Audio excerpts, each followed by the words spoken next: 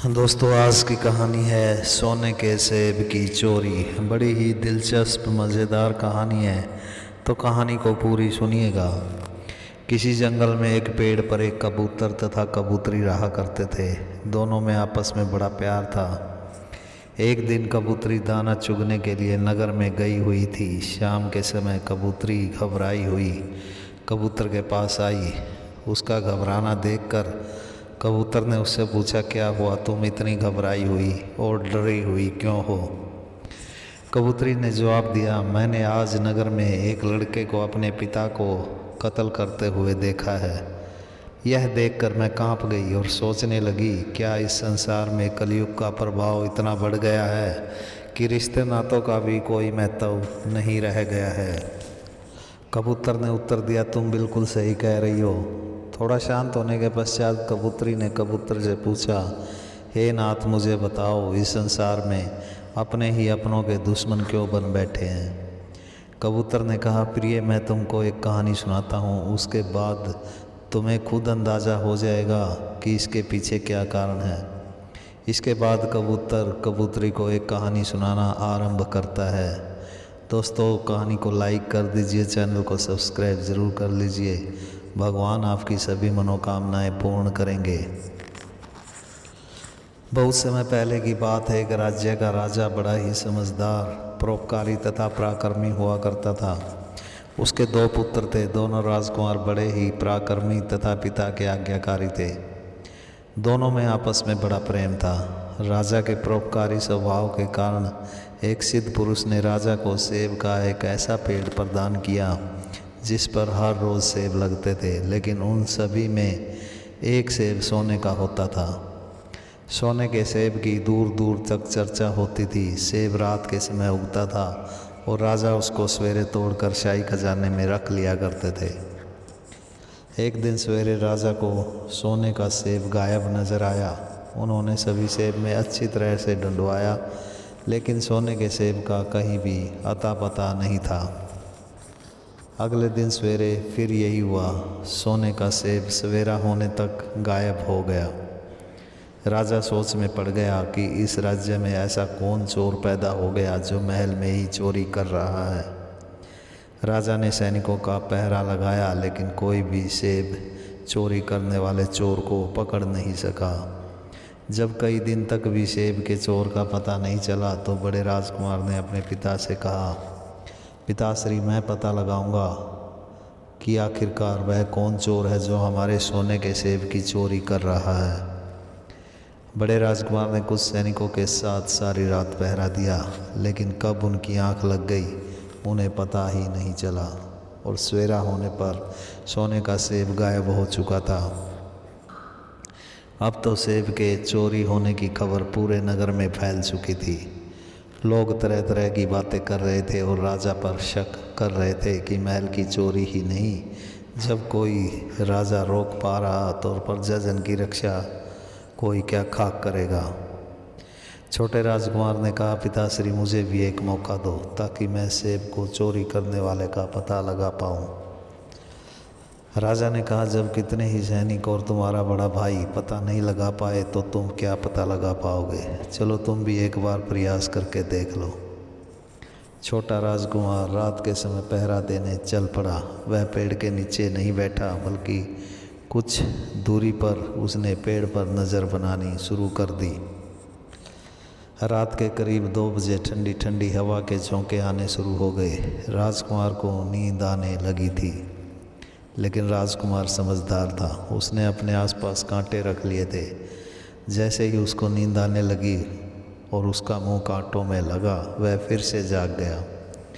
इसी बीच उसकी नज़र पेड़ पर मंडराते एक सुनहरी तोते पर पड़ी। वह तोता सोने के सेब को तोड़कर अपनी चोंच में दबाकर चलता बना और पल भर में ही गायब हो गया। राजकुमार बस देखता रह गया। सवेरा होने पर उसने पूरी बात राजा को बता दी कि उनका सेब एक तोता चोरी करके ले जाता है। राजा को यह जानकर बड़ी हैरानी हुई। इसके बाद तोते को पकड़ने का प्रयास किया गया, लेकिन कोई भी उस तोते को नहीं पकड़ पाया। सेब हर रोज़ चोरी हो रहे थे। बड़े राजकुमार ने कहा, पिताश्री लगता है हमें इस तोते को वहीं से पकड़ना होगा जहाँ से यह चल कर आता है। मैं इसको पकड़ कर लाने का पूरा प्रयास करूँगा। राजा ने उसको जंगल में जाने की आज्ञा दे दी। बड़ा राजकुमार उस तोते की खोज में निकल पड़ा। काफ़ी दूर जंगल में चलते चलते उसको एक हिरण नज़र आया। हिरण ने राजकुमार से पूछा, है भाई तुम कहाँ जा रहे हो? हिरण को बोलते देख बड़े राजकुमार को बड़ा अचंभा हुआ। राजकुमार ने उसको बताया कि एक सुनहरी तोते ने हमें बड़ा दुखी किया हुआ है। वह हमारा सोने का सेब चोरी करके ले जाता है, बस मैं उसी को पकड़ने जा रहा हूँ। हिरण ने कहा, अगर तुम मेरी सहायता करोगे तो मैं तुम्हें उस तोते तक पहुँचा दूँगा। बड़े राजकुमार ने उत्तर दिया, ठीक है मैं तुम्हारी सहायता करूँगा, तुम मुझे उस तोते का पता बता दो। हिरण ने राजकुमार को बताया कि यहाँ से करीब 20 कोस की दूरी पर जंगल में एक जादूगर का महल है। उसी के पास वह तोता है। उस जादूगर ने उस तोते को काबू किया हुआ है, इसलिए वह तोता तुम्हारे सोने का सेब चोरी करके जादूगर को दे देता है। बड़े राजकुमार ने कहा, मैं उस जादूगर से वह तोता छीन कर ले आऊँगा। हिरण ने कहा, यह इतना आसान नहीं है। जादूगर के महल तक पहुँचने से पहले तुम्हें एक आदिवासी कबीले से गुजरना होगा। वहाँ के आदिवासी बहुत ही खतरनाक लोग हैं। दोस्तों लाइक ज़रूर कर दीजिए। बड़े राजकुमार ने कहा, कोई बात नहीं, मैं उनको देख लूँगा। हिरण ने कहा, मैं तुम्हें साथ लेकर वहाँ तक चलता हूँ। इसके बाद हिरण राजकुमार को लेकर कबीले तक आ गया। हिरण ने राजकुमार से कहा, तुम्हें एक दिन के लिए इस कबीले का मेहमान बनकर रहना होगा, तभी यह आदिवासी तुम्हें आगे जाने देंगे। जब तुम इनके मेहमान बनोगे तो वे तुम्हारी पूरी सेवा करेंगे, लेकिन तुम्हें उनकी सेवा स्वीकार नहीं करनी है। तुम्हें किसी गरीब आदिवासी के घर पर ही विश्राम करना है, ना कि आदिवासियों द्वारा बनाए गए ऐशो आराम भरी धर्मशाला में। और जो मैंने तुमको बताया तुम्हें उसके अनुसार ही चलना है। मैं तुम्हारे साथ कबीले के अंदर नहीं जा सकता। राजकुमार चलता हुआ आदिवासियों के कबीले के अंदर पहुंच गया। वहां आदिवासियों ने उसकी मेहमान नवाजी की और उसको धर्मशाला में ठहरने को कहा। राजकुमार ने देखा धर्मशाला में दुनिया का हर ऐशो आराम था। वहाँ का ऐशो आराम देखकर वह भूल गया कि हिरण ने उसको क्या कहा था। वह वहीं उस धर्मशाला में विश्राम करने के लिए चला गया। आदिवासियों ने उसकी खूब आओ भगत की। कई महीने गुजर गए, लेकिन बड़ा राजकुमार लौटकर अपने राज्य को नहीं आया। उसके पिता को अब चिंता होने लगी और सोने के सेब की चोरी पहले की तरह ही जारी रही। किसी अनहोनी होने की चिंता राजा को होने लगी थी। अपने पिता को चिंतित देख छोटे राजकुमार ने कहा, पिताश्री मुझे आज्ञा दे, मैं उस तोते की खोज तथा अपने भाई को ढूंढ कर लेकर आऊँगा। छोटा राजकुमार अपने पिता से आज्ञा लेकर अपने बड़े भाई तथा उस तोते की खोज में जंगल की तरफ निकल गया। दोस्तों सब्सक्राइब ज़रूर कर लीजिए। चलते चलते वह भी जंगल में उस हिरण के पास आ गया। हिरण ने उसको पूछा कि तुम कहाँ जा रहे हो? छोटे राजकुमार ने तोते तथा अपने बड़े भाई के बारे में पूरा विस्तार से हिरण को बता दिया। हिरण ने कहा, मुझे तुम्हारा बड़ा भाई मिला था और मैंने उसको उस तोते का पता भी बताया था। तुम्हारा बड़ा भाई कबीले के अंदर तो चला गया था, लेकिन उसके बाद कहाँ गया मुझे कुछ नहीं पता। मैं नहीं जानता वह अब कहाँ पर है। यह सुनकर छोटे राजकुमार को अपने बड़े भाई की चिंता होने लगी। उसने हिरण से कहा, मुझे भी उस तोते का पता बता दो। हिरण ने उत्तर दिया, अगर तुम मेरी सहायता करोगे तो मैं तुम्हें उस तोते तक पहुंचा दूंगा। छोटे राजकुमार ने उसकी सहायता करने की हामी भर ली। उसके बाद हिरण ने उसको तोते का पता बता दिया और राजकुमार को कहा कि तुम्हें एक आदिवासी कबीले से गुजरना होगा। आदिवासी तुम्हारी बहुत मेहमान नवाजी करेंगे, लेकिन तुम्हें उनकी मेहमान नवाजी स्वीकार नहीं करनी है, बल्कि किसी गरीब के घर में ही शरण लेनी है। इसके बाद वह हिरण राजकुमार को लेकर कबीले के पास आ गया। राजकुमार वहाँ से चलकर कबीले के अंदर पहुँच गया। वहाँ आदिवासियों ने उसकी खूब आवभगत की तथा उसको धर्मशाला में ठहरने के लिए कहा। धर्मशाला पर पहुंचकर राजकुमार ने देखा कि धर्मशाला में दुनिया का हर ऐशो आराम था, लेकिन उसने हिरण के कहे अनुसार धर्मशाला में ठहरने से मना कर दिया तथा किसी गरीब आदिवासी के घर में विश्राम करने की अपनी इच्छा जाहिर की। आदिवासियों के सरदार ने ज़बरदस्ती नहीं की और उसको एक गरीब परिवार के यहाँ आसरा दे दिया। अगले दिन वहाँ से चलकर वह जादूगर की गुफा के पास पहुँच गया। जादूगर की गुफा के पास उसको वही हिरण दिखाई दिया। राजकुमार ने पूछा, अरे तुम यहाँ क्या कर रहे हो? हिरण ने उत्तर दिया, हाँ मुझे बहुत खुशी है कि तुमने मेरा कहना माना, इसलिए मैं तुम्हारी सहायता करने के लिए चला आया। हिरण ने राजकुमार को कहा कि तुम रात के समय गुफा के अंदर चले जाना। वह तोता एक खूबसूरत सुनहरी पिंजरे में कैद है। तुम उसको उस सुनहरी पिंजरे से निकाल कर पास में ही एक लकड़ी का पिंजरा रखा होगा, उसमें डाल कर ले आना। आधी रात के वक्त राजकुमार गुफा के अंदर चला गया। वहाँ उसने देखा कि तोता एक सुनहरी पिंजरे के अंदर कैद है। उसको पिंजरा बहुत ही खूबसूरत नज़र आया और वह तोते को उस सुनहरी पिंजरे समेत उठाकर चल पड़ा। वह यह भी भूल गया कि हिरण ने उसको क्या कहा था। थोड़ी ही देर में तोता चिल्लाने लगा। तोते की आवाज़ सुनकर जादूगर जाग गया और उसने राजकुमार को पकड़ लिया। राजकुमार ने पूछा, तुम कौन हो और तोता चुराने की तुम्हारी हिम्मत कैसे हुई? क्या तुम नहीं जानते मैं एक जादूगर हूँ और मैं तुम्हें किसी भी जानवर में तब्दील कर सकता हूँ? राजकुमार ने उत्तर दिया, मैं जानता हूँ, लेकिन मुझे यह तोता चाहिए।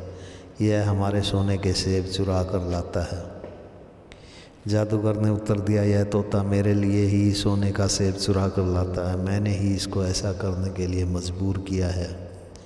मैं यहाँ गुफा में कैद हूँ। आदिवासियों के कबीले को पार करके मैं नहीं जा सकता। उनको बहुत सारा धन देकर ही मैं उनके कबीले को पार कर सकता हूँ। इसलिए मैंने इस तोते को तुम्हारा सेब चोरी करने के काम पर लगाया हुआ है। राजकुमार ने कहा, मैं अब तुम्हें ऐसा नहीं करने दूंगा। जादूगर ने कहा, क्या तुम रोकोगे मुझे? यह कहकर जादूगर हंसने लगा। जादूगर ने राजकुमार से कहा, अगर तुम्हें तोता चाहिए तो तुम्हें मेरे लिए एक सुनहरी घोड़े को चुराना होगा। राजकुमार ने कहा, मुझे बताओ घोड़ा कहाँ से चुराना है? जादूगर ने कहा, पास के जंगल में एक राक्षस रहता है। उसके पास एक उड़ने वाला घोड़ा है जो बहुत ही ज़्यादा तेज़ चलता तथा उड़ता है। अगर तुम उस घोड़े को लाकर मुझे दे दो तो मैं यह तोता तुम्हें दे दूँगा। राजकुमार ने कहा, ठीक है, मैं कोशिश करूँगा। राजकुमार गुफा से बाहर निकल आया। हिरण बाहर ही खड़ा था। राजकुमार ने हिरण से कहा, अब हमें एक राक्षस से एक घोड़ा चुरा कर लाना है, तुम मुझे उस राक्षस तक ले चलो। हिरण ने कहा, ठीक है, मैं तुम्हें उस राक्षस के ठिकाने तक पहुंचा देता हूं। इसके बाद वह हिरण उसको लेकर राक्षस के ठिकाने तक पहुंच गया। हिरण ने राजकुमार से कहा, तुम्हें उस घोड़े को आधी रात के वक्त चुराना होगा, जब राक्षस वहाँ पर नहीं होगा। राक्षस रात के समय शिकार के लिए बाहर जंगल में घूमता रहता है और दिन भर पड़कर सोता है। अभी रात होने में समय है, इसलिए हमें रात का इंतज़ार करना होगा। लेकिन एक बात का ध्यान रखना, तुम्हें घोड़े को पैदल ही बाहर लेकर आना है और उस पर सवार होकर नहीं आना। दोस्तों, वीडियो को लाइक कर दीजिए, चैनल को सब्सक्राइब ज़रूर कर लीजिए। भगवान आपकी सभी मनोकामनाएं पूर्ण करेंगे। रात के समय जब राक्षस गुफा से बाहर चला गया, राजकुमार राक्षस की गुफा में घुस गया। वहां अंदर जाकर उसने देखा एक बड़ा ही सुंदर तथा विशाल घोड़ा वहां पर बंधा हुआ था। एक सुनहरी मखमली गद्दी घोड़े की पीठ पर रखी हुई थी। उसने घोड़ा खोल लिया और उसकी पीठ पर सवार होकर गुफा से बाहर की तरफ चल पड़ा। उसे यह भी याद नहीं रहा कि हिरण ने क्या कहा था। गुफा से बाहर निकलते ही घोड़े ने ज़ोर ज़ोर से हिनहिनाना शुरू कर दिया और वहीं गुफा के द्वार पर अड़ गया। घोड़े की आवाज़ सुनकर तब तक राक्षस वहां पहुंच गया और उसने राजकुमार को पकड़ लिया। राक्षस ने राजकुमार से पूछा, तुम कौन हो और घोड़ा क्यों चुराना चाहते हो? राजकुमार ने जादूगर वाली पूरी बात बता दी कि तुम्हारा घोड़ा जादूगर को चाहिए। राक्षस ने कहा, घोड़ा तुम्हें मिल जाएगा, लेकिन उसके लिए तुम्हें मेरा एक काम करना होगा। राक्षस ने कहा, यहाँ से 10 कोस की दूरी पर एक नगर है। उस नगर की राजकुमारी बहुत ही सुंदर है। अगर तुम उस राजकुमारी को मेरे पास ले आओ तो मैं तुम्हें माफ़ कर दूंगा और घोड़ा भी तुमको दे दूंगा। राजकुमार ने कहा, ठीक है, मैं राजकुमारी को लाने का पूरा प्रयास करूंगा। राजकुमार गुफा से बाहर आ गया। हिरण ने उससे पूछा, क्या हुआ? राजकुमार ने पूरी बात बता दी कि उन्हें अब राजकुमारी को यहाँ लेकर आना होगा। राजकुमार हिरण के साथ उस नगर के पास पहुँच गया। राजकुमार ने हिरण से कहा, अब मुझे आगे क्या करना होगा? मुझे इस नगर की राजकुमारी को उस राक्षस के पास पहुँचाना है, तभी वह राक्षस मुझे घोड़ा देगा। हिरण ने कहा, तुम राजा के पास चले जाओ और उनको सारी बात बता दो। यह कहकर राजकुमार राजा के पास चला गया और उसने राजा को बताया कि थोड़ी ही दूर पर जो राक्षस रहता है उसको आपकी पुत्री यानी राजकुमारी की ज़रूरत है। राजा ने राजकुमार को कहा, मैं तुम्हारे साथ राजकुमारी का विवाह कर दूंगा अगर तुम उस राक्षस को मार दो तो। राजकुमार ने कहा, ऐसा कैसे संभव है? वह राक्षस तो बड़ा ही ताकतवर है। राजा ने उत्तर दिया, ऐसा कुछ भी नहीं है। उस राक्षस की जान एक कौवे के अंदर है और वह कौवा उसकी गुफा के अंदर ही उस घोड़े के पास ही एक पिंजरे में लटका हुआ है। अगर तुम उस कौवे को मार दोगे तो राक्षस अपने आप ही मर जाएगा। ऐसा केवल तुम ही कर सकते हो, क्योंकि आज तक कोई भी व्यक्ति डर के मारे उसकी गुफा में नहीं गया। दोस्तों, लाइक ज़रूर कर दीजिए। राजकुमार ने कहा, आप बिल्कुल सही कह रहे हो, मैंने एक कौवे को पिंजरे में वहाँ पर देखा था। राजकुमार ने राजा को एक योजना बताई। योजना के अनुसार राजा ने राजकुमारी को राजकुमार के साथ भेज दिया। राजकुमार राजकुमारी को साथ लेकर राक्षस की गुफा में चला गया। राजकुमारी को देखकर राक्षस बड़ा ही खुश हुआ। उसने राजकुमार को घोड़ा ले जाने की आज्ञा दे दी। राजकुमार घोड़े के पास चला आया। वहीं पास में ही एक पिंजरे के अंदर एक कौवा लटक रहा था।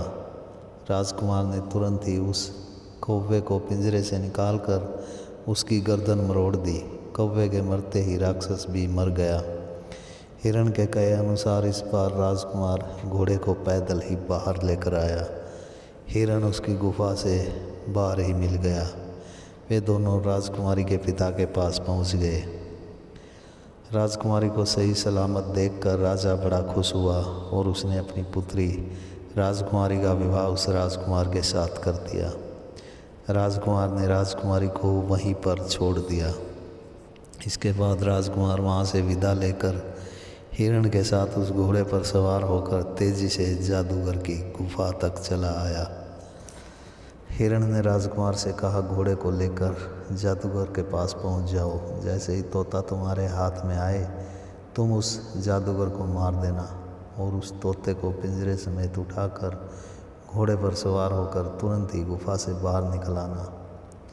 जादूगर के मरते ही तोता उसके असर से आज़ाद हो जाएगा। राजकुमार गुफा के अंदर चला गया और जादूगर को वह घोड़ा दिखाते हुए बोला, अपना घोड़ा ले लो और मुझे वह तोता दे दो। जादूगर ने जैसे ही तोता उसके हवाले किया, राजकुमार ने तुरंत ही तलवार के वार से उस जादूगर का सिर काट दिया और घोड़े पर सवार होकर तेजी से गुफा से बाहर निकल आया।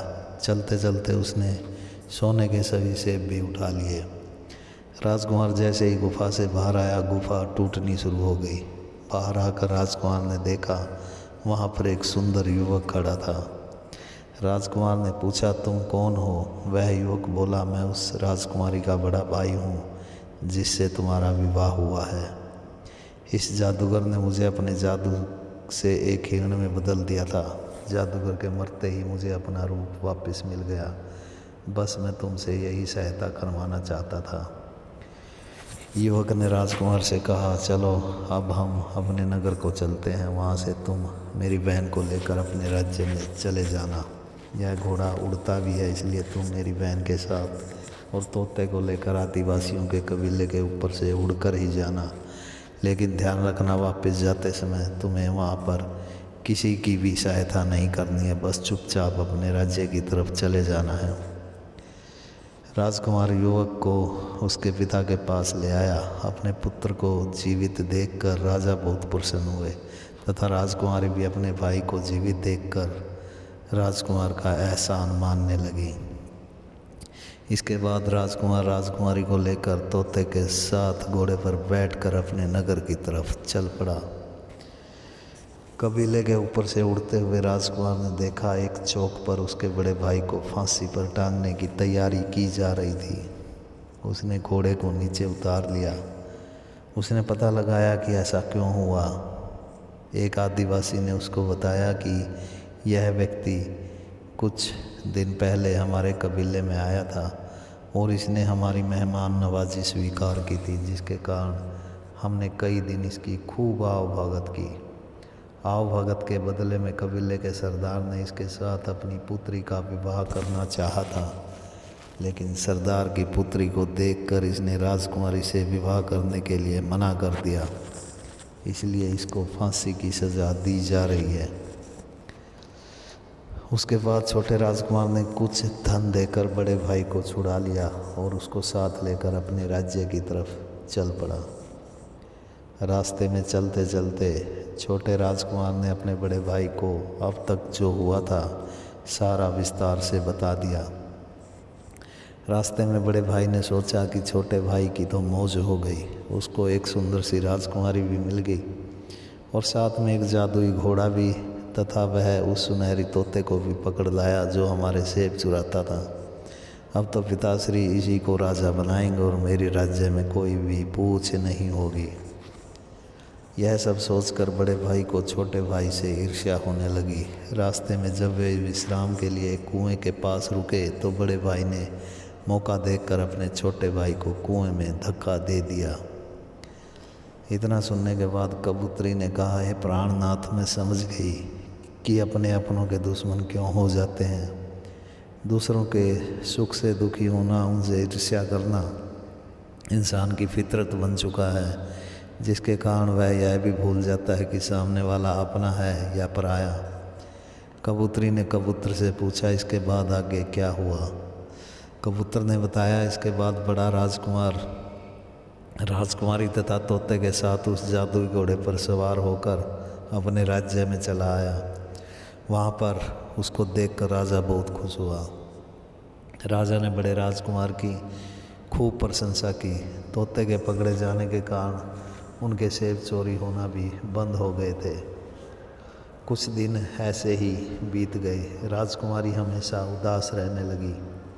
तोते तथा घोड़े ने भी खाना पीना काफ़ी कम कर दिया था। यह देखकर राजा को कुछ अजीब सा लगने लगा। उधर जंगल में कुएं के अंदर छोटे राजकुमार की मृत्यु नहीं हुई थी। जैसे ही उसको होश आया, उसने ज़ोर ज़ोर से आवाज़ लगानी शुरू कर दी। एक राहगीर ने उसकी आवाज़ सुनकर उसको कुएं से बाहर निकाल दिया। राजकुमार अपने राज्य में अपने पिता के पास आ गया। अपने पुत्र को देखकर राजा को बड़ी खुशी हुई। राजा ने राजकुमार से पूछा, पुत्र, तुम इतने दिन कहाँ रह गए थे? तुम्हारा बड़ा भाई लौट आया है और वह एक सुंदर राजकुमारी तथा एक घोड़ा तथा तोता भी साथ लेकर आया है। छोटे राजकुमार ने कहा, पिताश्री, यह सच नहीं है। बड़े भाई ने मेरे साथ धोखा किया है और मुझे मारने की कोशिश की। इसके अलावा जिस राजकुमारी घोड़े तथा तोते को वह लेकर आया है, वह सब मैं ही लेकर आया था। उस राजकुमारी से मेरा विवाह हो चुका है और वह मेरी पत्नी है, तथा घोड़ा मैंने राक्षस से तथा तोते को जादूगर से आज़ाद कराया है। तब तक बड़ा राजकुमार भी वहाँ पर आ चुका था। उसने राजा से कहा, नहीं पिताश्री, छोटा भाई झूठ बोल रहा है। राजा फैसला नहीं कर पा रहा था कि कौन झूठ बोल रहा है और कौन सच।